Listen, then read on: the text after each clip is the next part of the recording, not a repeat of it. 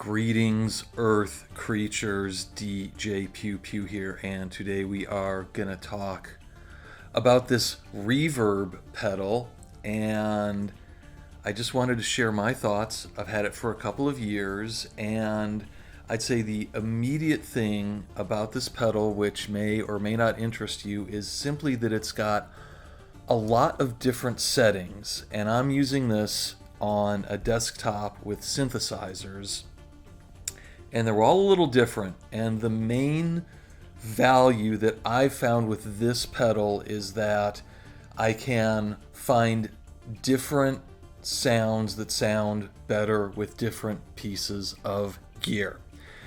And it's really interesting. You can plug something like this Treadstone in, or even this Electron drum machine here, and just going through the different settings. Some things will just not sound right, non-harmonious, and then you'll just click on something and it just sounds super right. And the main benefit is that I can find a good sound for whatever kind of piece of gear that I've got. And you might be thinking about buying this, and you might be looking at other pedals, and this is kind of old. The design is old. It's been out for a while. They do have firmware updates on it. And again, I'm not trying to sell you into it or sell you out of it. I'm just talking about my appreciation. And this gives me a lot of different flavors, and it seems like I can always find a flavor that works with whatever I'm cooking.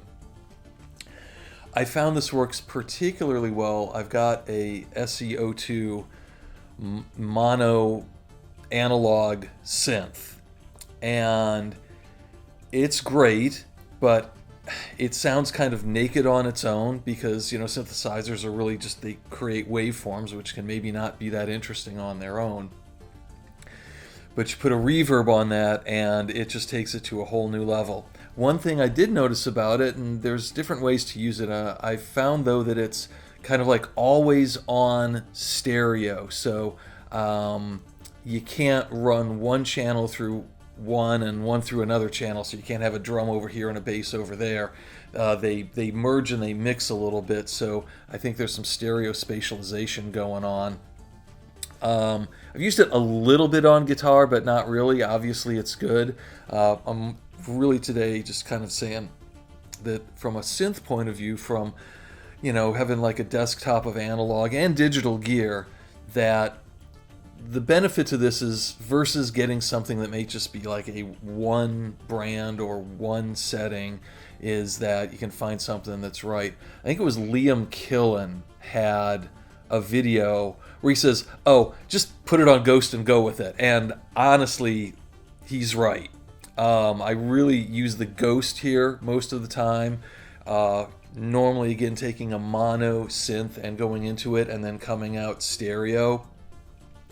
Or a lot of times what I'll do is, even though it's got a mix, is I'll run my mono synth into the board, then I'll run a lead out of the board into this, so I'll get the mono synth on the mono, and then I'll have the stereo return on this.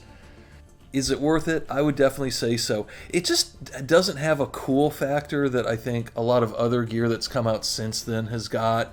But under the hood, you've got a really good digital engine. The in-outs are fantastic. And I really just want to say I like it. I use it all the time. I'm finding different uses for it. For some things it's not right, but then for other things it's super fantastic. And generally it's good for whatever ails you.